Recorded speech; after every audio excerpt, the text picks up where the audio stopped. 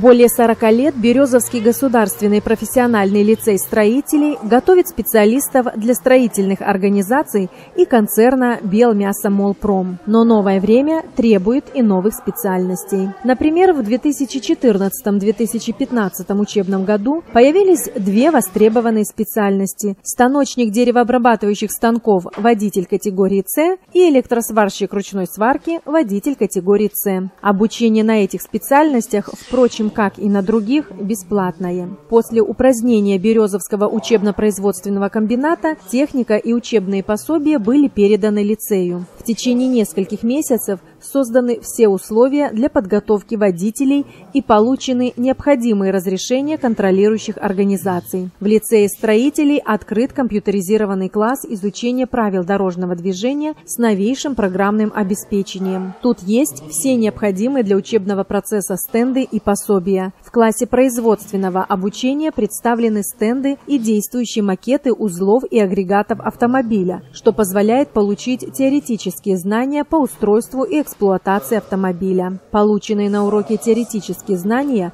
обязательно закрепляются на практических занятиях в лаборатории, в которой смонтированы настоящие узлы автомобиля, двигатель, мост, коробка передач и многое другое. Это позволяет обучающим проявить свои знания в устройстве автомобиля и в принципе действия механизмов. Практическое обучение учащиеся пройдут на автомобилях лицея. После УПК достались они не в лучшем виде, но благодаря профессионализму мастеров производственного обучения автомобили отремонтированы и приведены в надлежащий вид, что позволило без проблем пройти технический осмотр. Кстати, обучением водителей займутся опытные инструкторы, которые также перешли из учебно-производственного комбината и имеют многолетний опыт по подготовке водителей. Также имеется и собственный автодром, где учащиеся могут оттачивать свое мастерство вождения. Силами лицея строителей автодром, доставшийся в наследство после УПК, приведен в надлежащий вид. На сегодняшний день лицей оказывает услуги по аренде автодрома. Следует отметить, что уже сейчас идет набор в группы всех желающих по переподготовке водителей с категории Б на категорию С. А вообще с приходом нового молодого инициативного директора Александра Нелиповича произошли немалые изменения в жизни лицея. Обустраивается быт учащихся, ведутся ремонтные работы в общежитии. Обустроено уличное освещение, об исправности которого не помнят даже старейшие преподаватели. Расширяется ассортимент продукции, предлагаемой населению. Открываются новые специальности, которые востребованы на рынке труда. Одним словом, не зря сегодня в стране ставка делается на молодых руководителей.